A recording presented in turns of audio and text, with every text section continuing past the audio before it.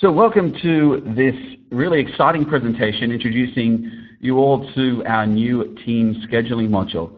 My name is Jeff McQueen and I've got Charlotte sitting here with me and we're really excited to be showing you something that our engineering team has been working really hard on for a number of months.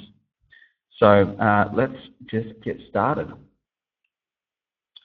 In terms of our agenda today, first of all, we're going to start with a bit of an introduction to this module and what we're doing and why we did it.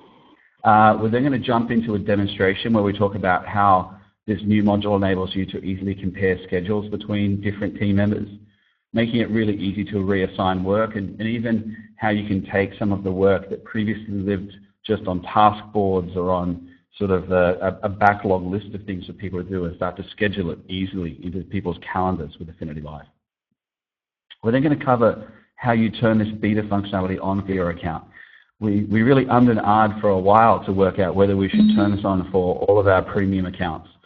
This is an Affinity Live premium feature as opposed to the Plus tier. And we decided that the best thing to do while it is in beta would be to make it easy for our users to turn it on, but not to push it on them. So if you're one of those folks who likes to be an early adopter and get into things, then we'll show you how you can get this new team scheduling module for you and your team. We'll also talk a little bit about what's coming next. One of the reasons we decided to ship or launch this as a beta product, or as a beta module I should say, is because we wanted to make it, I guess what's the word I'm looking for? We wanted to make it available to you as quickly as we could and continue to work on what is in effect the other half of this major module over the next sort of month or so, and continue to ship the new functionality as it comes available, rather than making you wait to get started, because we know this has been something people have wanted for a while. Last of all in the agenda, we'll cover a question and answer session where we'll be able to take you through in an interactive fashion any questions you've got about how the module works and how you can use it. Okay, so first of all, from an introduction point of view, Affinity Live, like a lot of products, is a web-based, database-driven tool that enables you to manage your business. But most of us know that the tools that are out there are predominantly limited to showing you what happened in your business. Who did what, when they did it, notes, collaboration, file uploads. It's all very much a historical record of things that have happened in the business historically. And that's great. It helps you find what's going on or has happened in the past. It'll tell you if projects are on budget, for example, all those sorts of things. But one of the problems that we all have when we're running a business isn't just going over the coals of what's happened in the past. We often want to be able to forecast the future. We want to be able to see, hey, this is what we've got going on in terms of workloads, this is what my people are working on at the moment, and being able to forecast those workloads and the schedules of your team is really compelling. So to deliver that, what we do is a couple of really special things. We combine calendar events, so things that are on people's calendar, whether they're created in Affinity Live or not, if they're things that just got created in a calendar like a dentist appointment. We can show you those events and combine those with tasks, so these are the project plans and other things of that nature, to be able to show you how busy people are in real time. We're also, any of you who've been using our existing scheduling screen will know that that product and that feature has been available on a single user basis for quite some time. It's actually been in the product for a couple of years. And it's great on a personal basis to be able to look at your week and start to slot work and allocations into your schedule there. However, one thing that we're very conscious of is that that current screen only allows you to forecast really your own schedule or to toggle between different users, one person at a time. And pretty much from the day that we shipped that individual interface, we were having users saying, look, we really want a way to be able to have multiple people, our team members, all on one screen. We want to be able to see the work that they've got going on. We want to drag and drop it between people. We want to be able to change the assignments and the allocations. Because, we all know that the projects we work on and the services that we deliver for our clients often have moving timescales. Customers will unfortunately not get back to us in time to meet with the project plan that we outlined and forecast.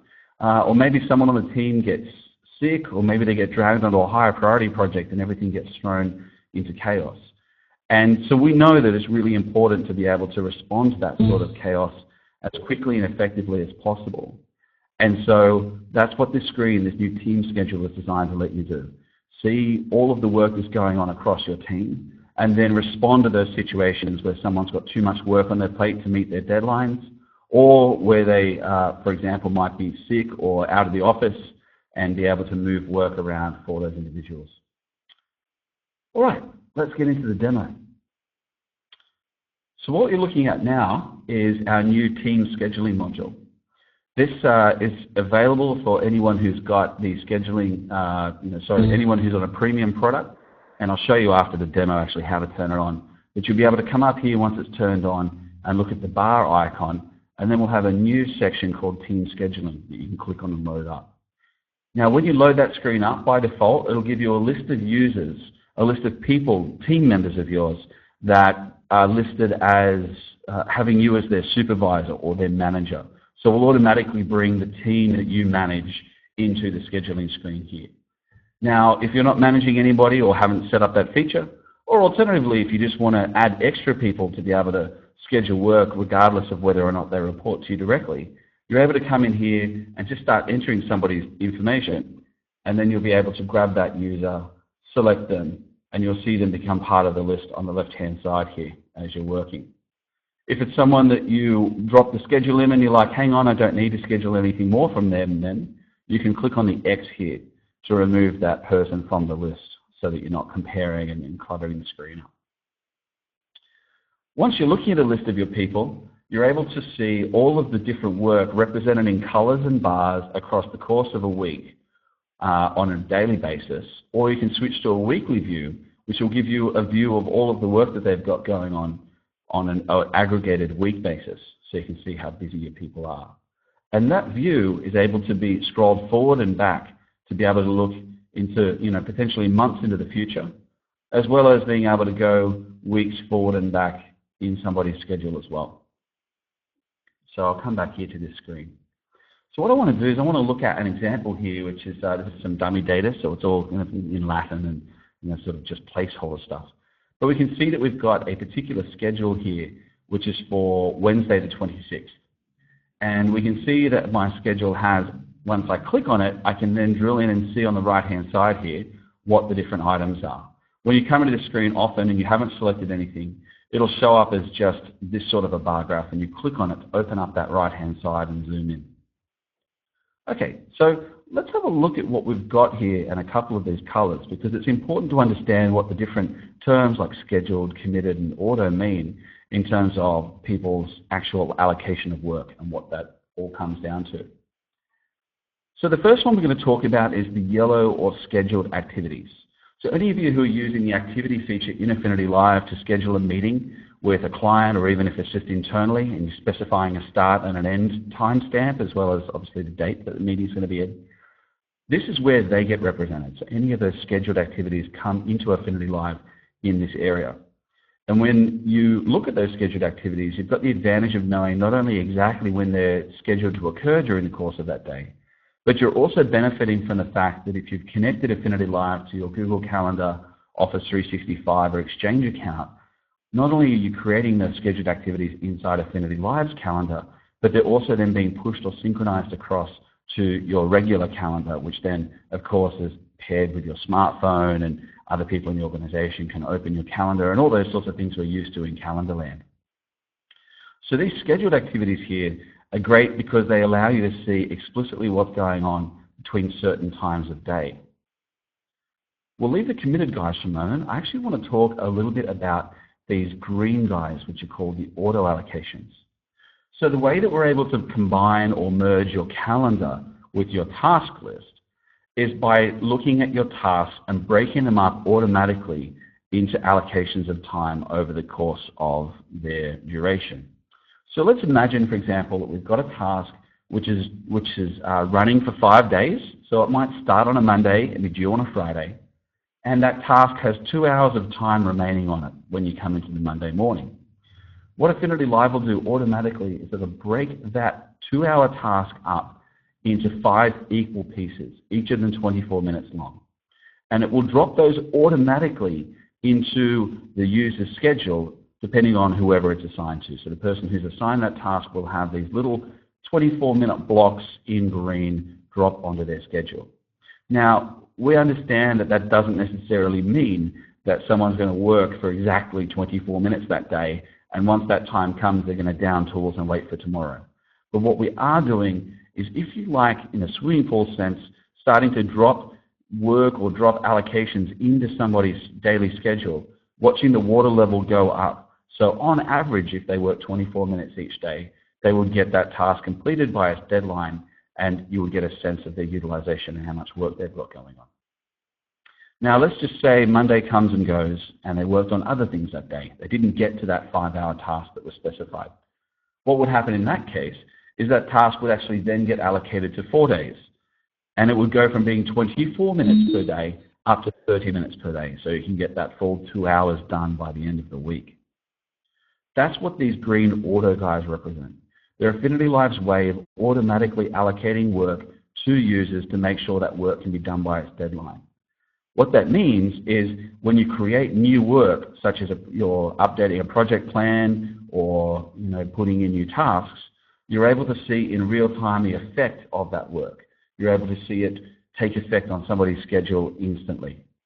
Similarly, if something changes with a task, if a task needs to actually have longer against it before it's completed because there's more work than you expected, or if, for example, the task duration gets extended out because the client is keeping you waiting for approvals on the project, or alternatively, potentially your client is actually accelerating the deadline and saying, hey guys, we'll pay you extra if you can just get this done by Tuesday. So as those things change, as projects move and shift, as they always do, and as tasks have different estimates of how much time is remaining, people's schedules automatically get updated in Affinity Live. Now, of course, this auto world of 15 minutes and 25 minutes and all these other things, it's all well and good to have an auto kind of allocation, but sometimes you want to take control. Sometimes you want to say, look, on Wednesday, I'm going to work for an hour and a half on a particular task.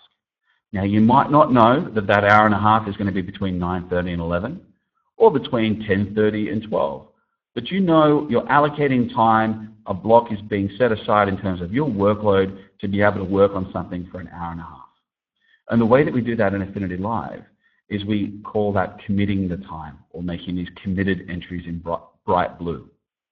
So a way that you would do that, and this is a pretty common thing we've found in our testing with project managers, is you're able to come through and say, okay, I've got all these auto allocations scattered around like little snowflakes. What I want to do is I actually want to say, you know what, this task here, Jeff, we'll make it the second last one on the list. We're going to drag this across. I'm going to put it on your schedule for Thursday. So what happens is you're able to drag that automatic time across, drop it in on a particular day, and then you're able to commit that time. And when you're committing the time, that's where you go from being, a fuzzy auto estimate to saying, look, I'm going to work on this for a certain time. So it tells you on the commitment screen now that there's 15 minutes remaining on this particular task, and on that particular date, there's 20 minutes that's already been allocated. So you can accept that. You might want to have less time. Obviously, we're talking about 15 minutes here in this example, so it's fairly bite-sized anyway. But imagine it was a 30-hour task. You're not going to try and demand that somebody get that completed on Thursday. So you'd be able to come through and specify the time that you want that task to actually be allocated for that day as a commitment. And then you can save that commitment. It has a confirmation box and lets you know.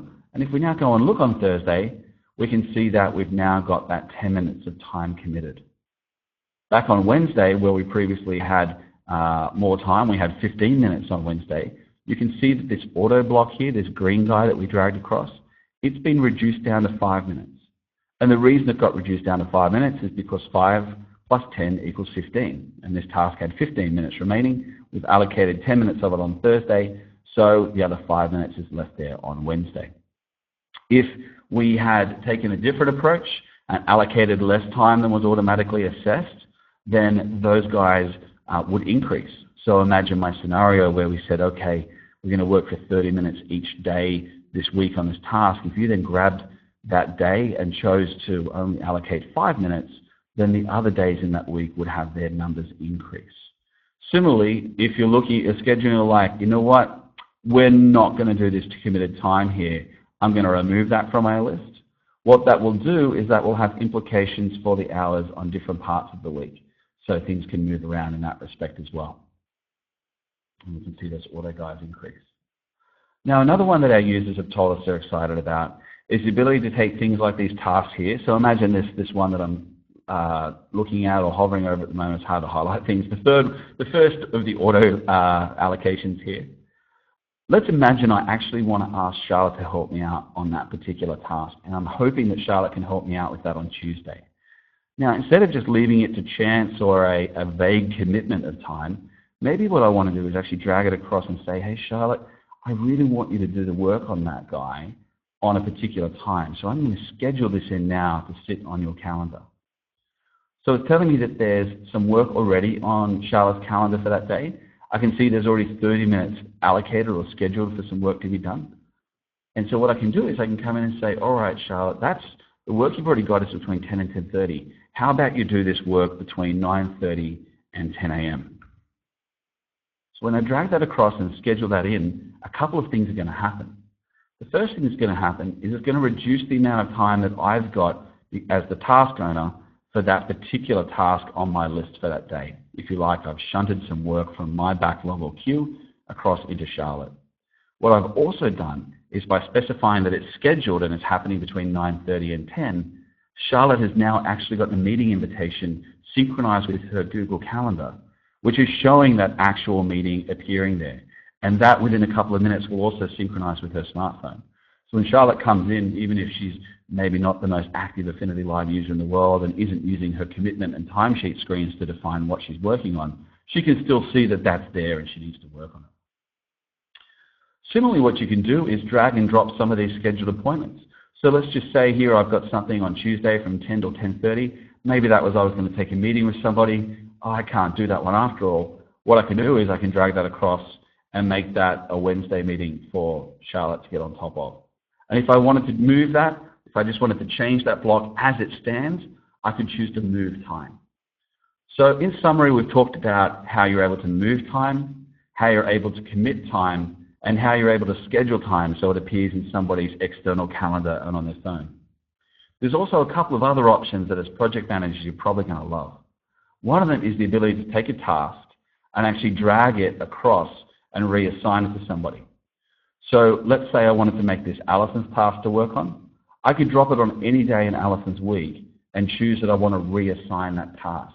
Now, even though we're dropping it into, in this case, Wednesday the 26th for Alison, what's actually happening under the hood is we're moving, if we choose reassign, we're moving that entire task to be something for Alison to work on.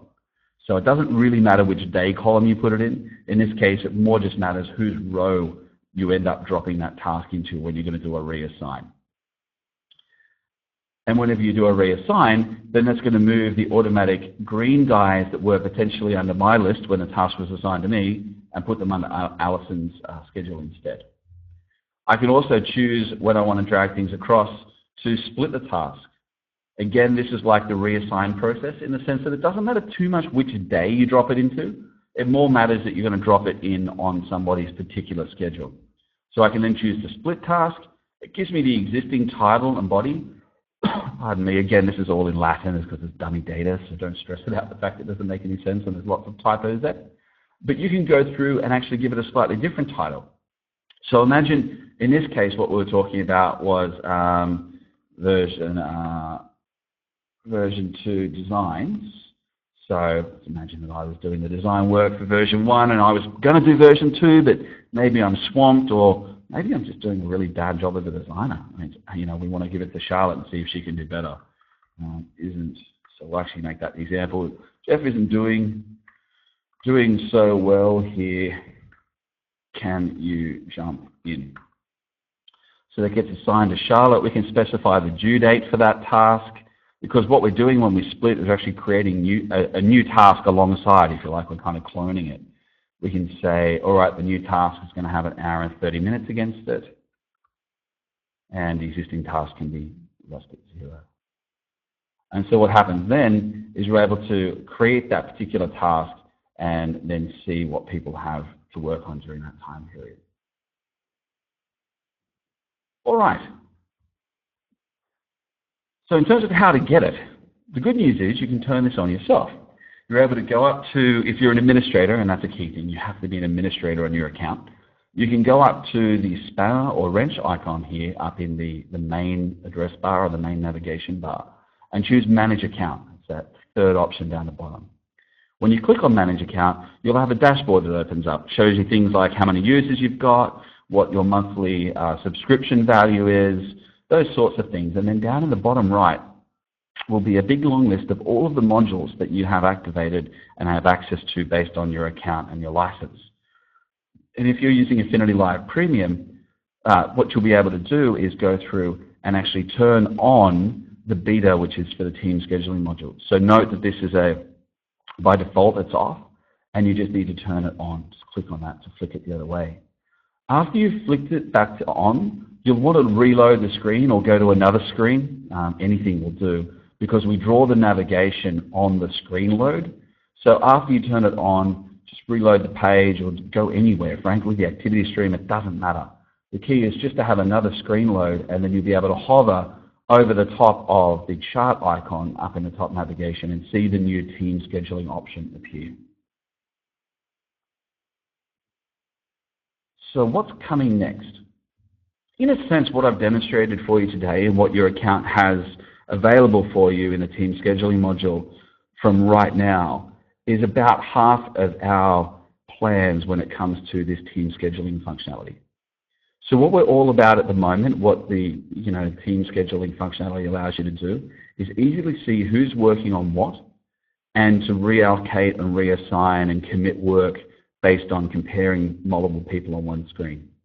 However, the other half, if you like, of the process is to actually pick a list of things, whether they be projects, issues, tickets, retainers, unassigned tasks, you name it, and to pick a list of those things and then actually be able to assign that work from the beginning, be able to drag that work onto people's schedules, to be able to change start and due dates of tasks, to be able to modify what's going on with those tasks from a list of, say, project information, which is the example we've got here. We're showing a project on the left-hand side, and then we're showing all of the milestones and tasks under that project.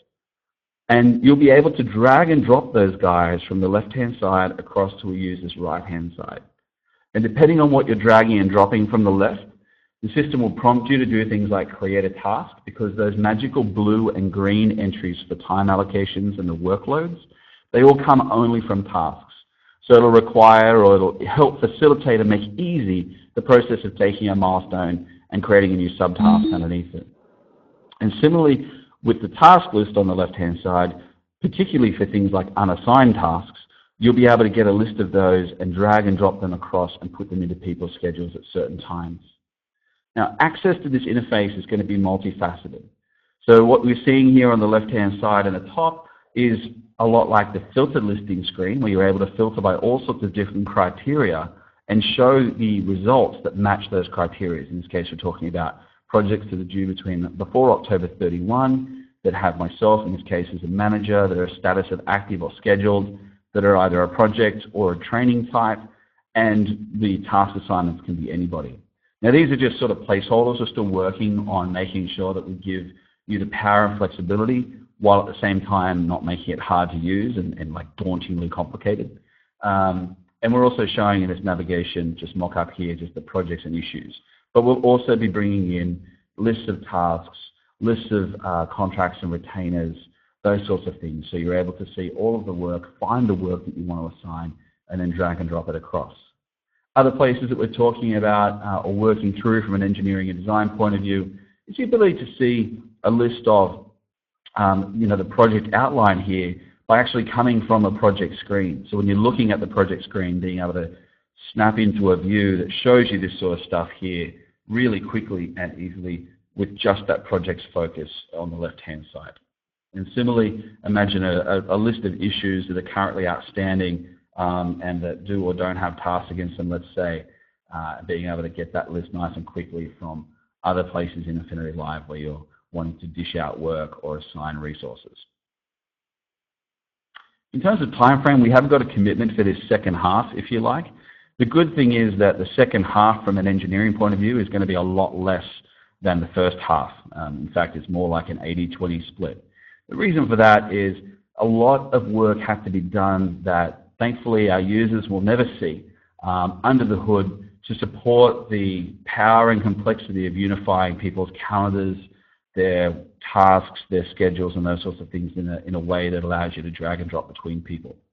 So we're able to build upon that, of course, and the left-hand side is a matter of reusing the great work that the team did in the listing screens with all of those filters and the ability to make API-driven requests that are really fast to get listed information.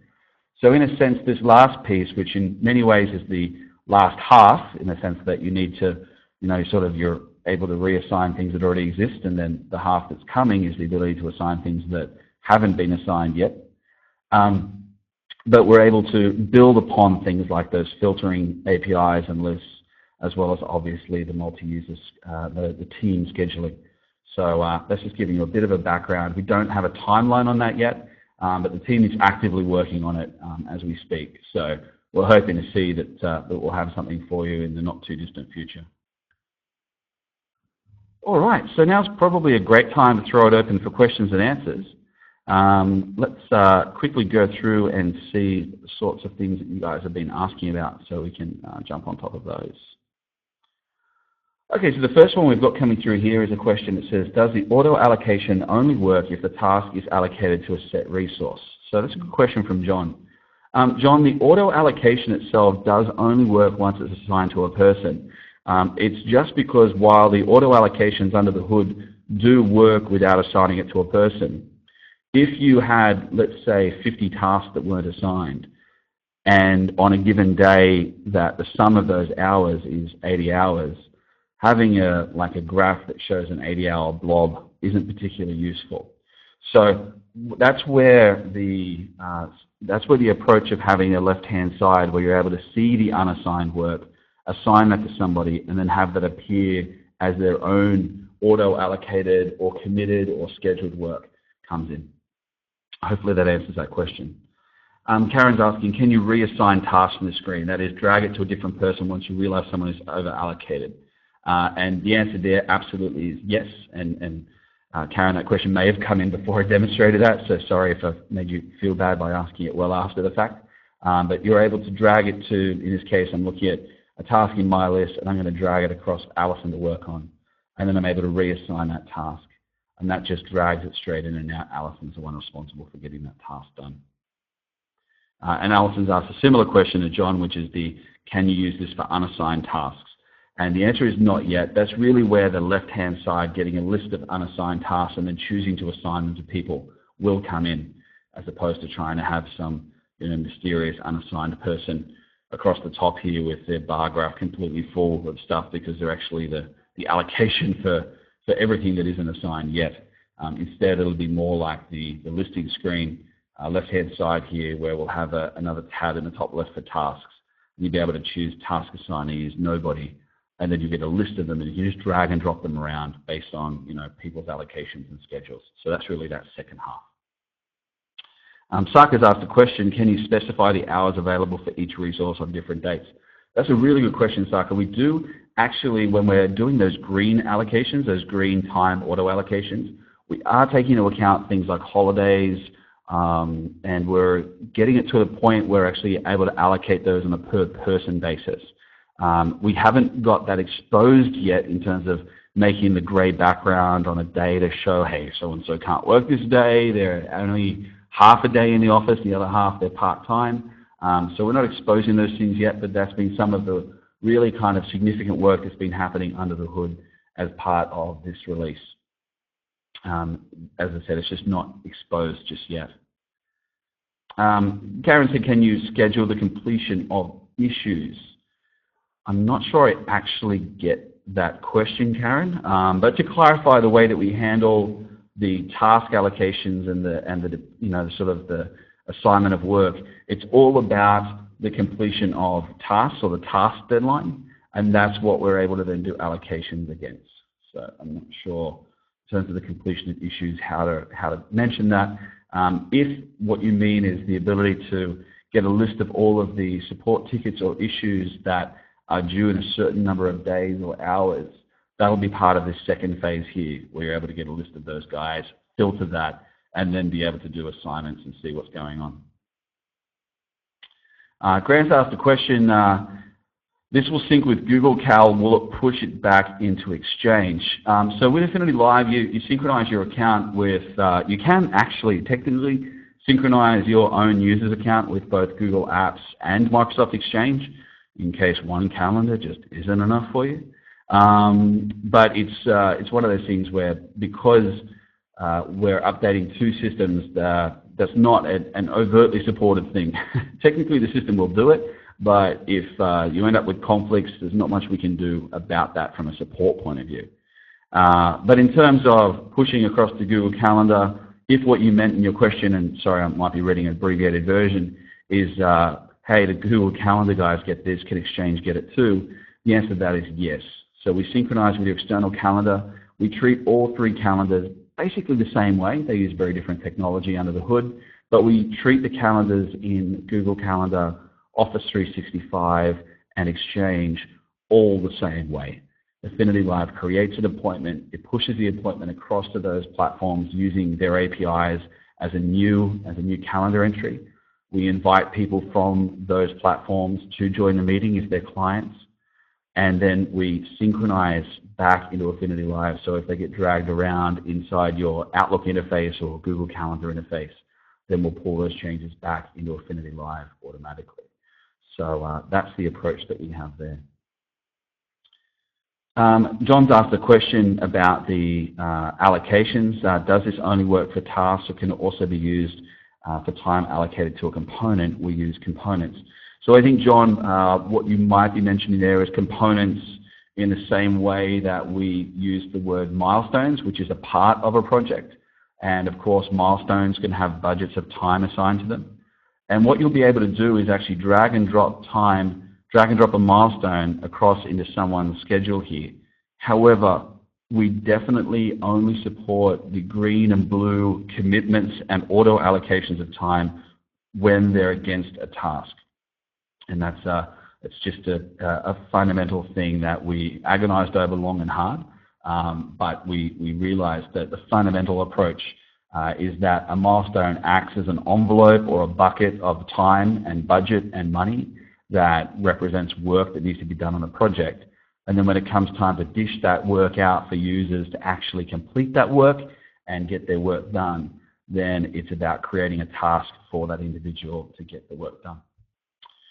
Saka asked a question here, can you specify which user can split tasks, or is it defaultly available to all? It's a really good question. I actually don't know the answer to that off the top of my head. There certainly is an access control and permissions dimension to the scheduling module and who's allowed to do things. I don't expect that there will be granular controls in the next little while that say, hey, somebody can drag and drop work onto someone's schedule, but other people can't split those tasks. But that's probably a good one to bring up with the team in terms of the ideas forum, or in terms of sending an email to support@affinitylive.com, just so we can understand a little bit more what that use case is and the scenario you're in. I guess what it sounds like you might be thinking is, hey, I don't want somebody creating a whole new task because they don't want to do the work that's assigned to them, and then creating a whole new task with a crazy budget and blowing things out. And if that, that scenario makes sense, I guess the only comment I'd make on that is that what we're really, sort of aiming to do with the task creation in Affinity Live is to encourage users to be involved in estimating the amount of time that's remaining, and to provide you with those insights against budgets to say, no, we've got a problem here before you have a problem. Andy's asked a question, I can't directly drag from the column charts on my screen. Is this only functional in some browsers? Let me drag from the task list on the right. Yeah, so the way this is done, Andy, you can't just go, hey, I want to drag all of Jeff's work on Wednesday down into Alison's Friday. That's not the way it works. You click on the left-hand side to show on the right-hand side what those things are, and then you choose to move or reassign or commit time around on a per right-hand side basis. The left-hand side is not one of those ones that you drag around. Christine, actually, from our team, our engineering team's just chimed in, even though she's had less sleep, I think, that all of us getting this amazing new module out to you all. She said that you have to have the ability to create tasks.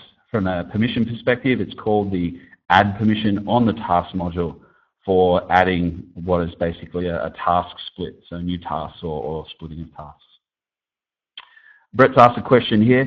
Is there a report showing the time scheduled business-wide for the day, week, month to determine utilization, etc.?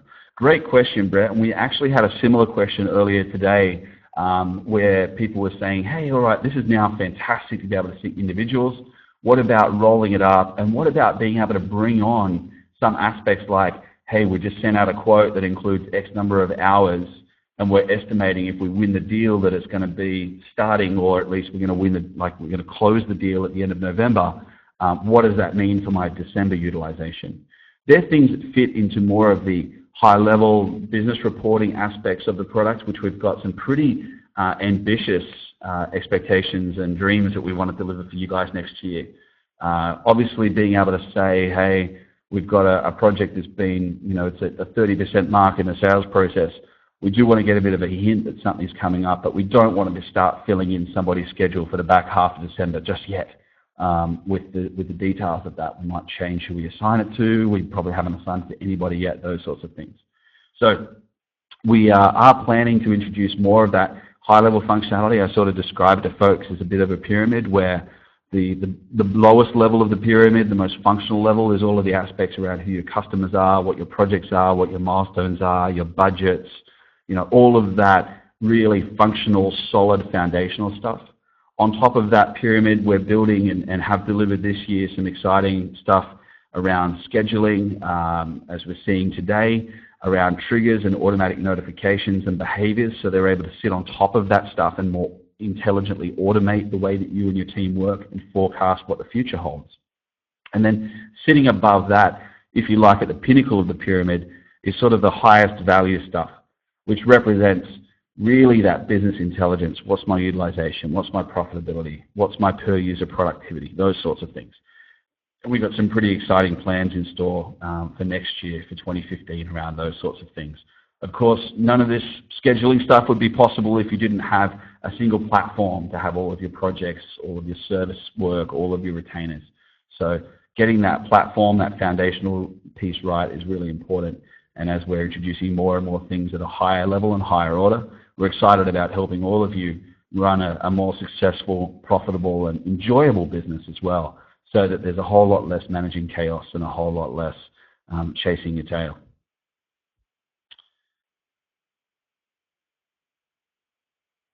So I just got a question here. Grant, that question you've got about time zone stuff might be something better to take offline, just because I'd need to understand it before I could talk about it, and that'll waste everyone else's time. But feel free to email a screenshot and some comments to support@affinitylive.com, and we'll be able to have a look at that for you.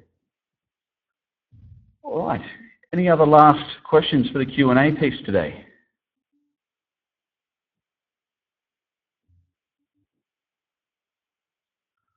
All right. Well, we'll probably wrap things up there then. Thanks so much, everyone, for your time. I really appreciate you coming along. We've been really amazed and enthused by the response and engagement from all of you about this new module and this new functionality. So feel free to keep your suggestions coming. Looking forward to hearing the areas that the product can be improved and made even more powerful and user-friendly. And we're looking forward to getting you what we're kind of thinking of as the second half of this incredible module, making it easy for you to really go through and start to assign work to people from scratch all over the system in any way that makes sense. All right, thanks a lot. Feel free to email again, support@affinitylive.com if you have any questions, and we'll look forward to talking again soon. See you later. Bye.